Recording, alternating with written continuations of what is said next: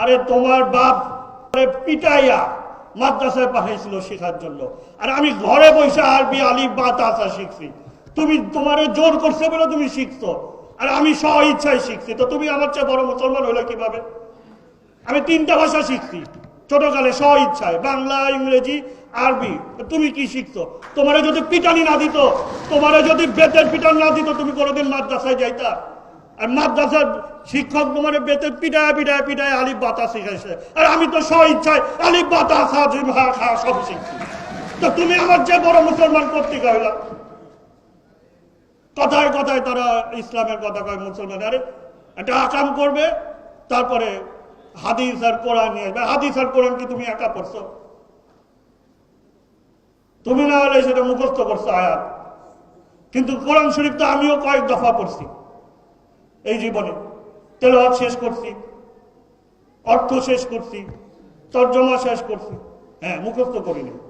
তো তুমি মুখস্থ করছো, তোমার পিটায় মুখস্থ করাইছে, এই আয়াতটা কইতেই থাকবি, কইতেই থাকবি, তোতা পাখির মতো কইতেই থাকবি, নাহলে তোর বেতের পিটার উঠবস করা মুখ কান ধরা। এই জন্য তোমার জোরপূর্বক তুমি ওইটাই শিখছো।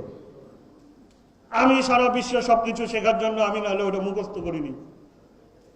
এই মুখস্থ শিক্ষার জন্য, পড়ার জন্য তুমি আমার চেয়ে বড় মুসলমান হয়ে যাবা, আলেম হয়ে যাবা, আর আমি হব না, এটা হইল না। আমার পরিবারের 2 জন আধ্যাত্মিক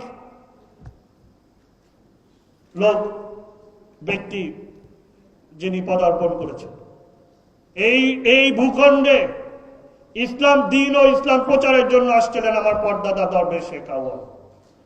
দিন ও ইসলামের জন্য জীবন দিয়ে চলে গেছেন। শেখ বোরহানউদ্দিন, তিনি ছিলেন বিজ্ঞ আলেম সেই সময়কার, ফরিদপুরের আধ্যাত্মিক জগতের আলেমদের মধ্যে একজন স্বনামধন্য। আর জাতির পিতা বঙ্গবন্ধুর যদি ঐশ্বরিক ক্ষমতা না থাকতো, তাহলে জাতিকে স্বাধীনতা দিতে পারে না।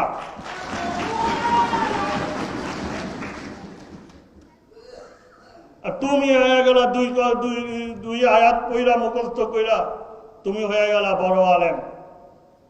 বঙ্গবন্ধুর ভাস্কর্য ভাঙো, আবার ওই ছাগলের 3 নম্বর বাচ্চা কি ফালায়, হ্যাঁ, না বুঝা দুই বাচ্চা মায়ের দুধ খায়, আর 3 নম্বর খালি ফালায় যে ওরা কি কয় গৃহযুদ্ধ। আরে তুই বেটা সংস্কারবাদী, বিএনপি থেকে বহিষ্কৃত, তুই গৃহযুদ্ধ, তোর কথায় গৃহযুদ্ধ হইব? আর গৃহযুদ্ধ লাগে? শেখ হাসিনারে দুর্বল মনে করছো?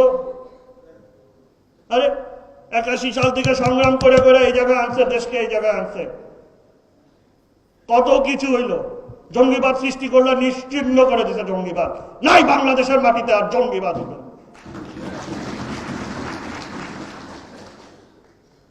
চল্লিশ বছর পর যুদ্ধ পরাজিত টাইনা নিয়ে আইসা ফাঁসির লটকাছে, এটার নাম হলো শেখ হাসিনা। দুর্বল ভাবে তুমি মিয়া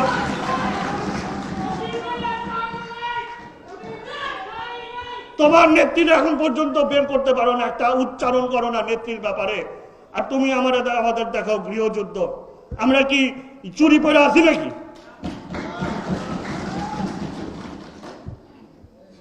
শেখ হাসিনা চাইলে 7 দিনও লাগে নাকি? হ্যাঁ, 7 দিনও তো লাগবে না। তোমরা গৃহযুদ্ধের কথা কও। শেখ হাসিনা তো গণতন্ত্র পালন করে, সংবিধান সমুন্নত রাখে। না হলে এই দেশে, এই জাতির বিভিন্ন ক্রান্তি লগ্নে শেখ হাসিনা অনেক কিছুই কর দেখাইতে পারত। সব সহ্য করছে, হজম করছে, কারণ সে জাতির পিতার কন্যা। সংবিধান এবং গণতন্ত্রের বাইরে যায় নাই। 9 মাস জেল খাটছে নিজে, শুধুমাত্র গণতন্ত্রকে পুনরুদ্ধার করার জন্য। 21শে আগস্ট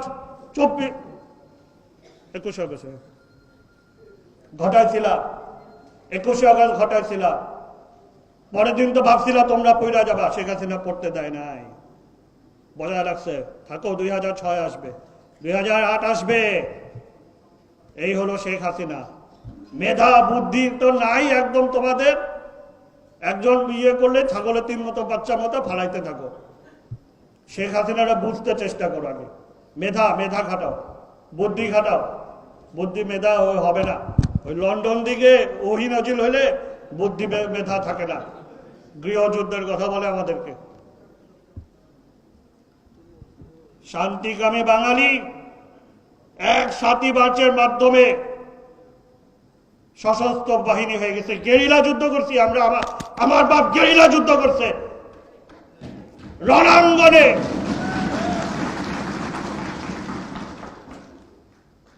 মুক্তিযুদ্ধ সংগঠিত করছে, ট্রেনিং দিছে, নিজে রণাঙ্গনে যুদ্ধ করছে। সুতরাং আমাদেরকে দুর্বল ভাইব না, চুপ করে বৈশা থাকি, সহ্য করি, শুধু এই দেশের বৃহত্তর স্বার্থে, সংবিধানের স্বার্থে, গণতন্ত্রের স্বার্থে। ভাস্কর্য ভাঙছ, যে কোনো সময় তোমার যে কিছু হয়ে যেতে পারতো, কিন্তু কিছুই হয় না, কিছু হবে না তোমার। তো শেখ হাসিনা আছে, শেখ হাসিনা তোমার ঠিকই রাখবে, যেমন খালেদা জিয়ারে রাখছে তেমনি তোমাদেরও রাখবে। এটাই হলো প্রজ্ঞা, এটাই হলো বুদ্ধি, এটাই হলো গণতন্ত্রকে ভালোবাসা, এটাই হলো বাস্তবায়ন, এটাই হলো সংবিধানকে সমুন্নত রাখা, এটাই হলো রাজনীতি। আগে রাজনীতি বুঝো, শিখো, তারপরে আইসো।